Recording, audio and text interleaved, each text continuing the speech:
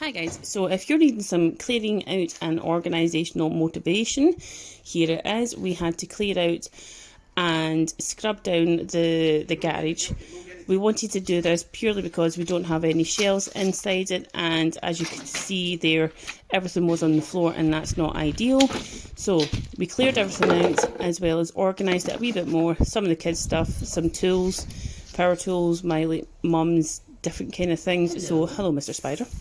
And this is my husband actually giving it a right good wash down as well as brushing it out. We left it to dry for a wee while and that's it there, looking a lot better. Then we got on with actually building these units up.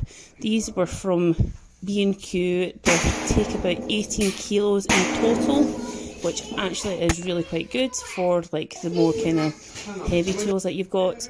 We got 3 of those and they were about £56 I believe per pack. Really easy to make as well, but you might need somebody to give you a wee hand pure because it was a little bit awkward at points. Putting everything back in and organising it a little bit more. And yeah, that's it all done. Like, share and subscribe, and thank you so much for all my subscribers.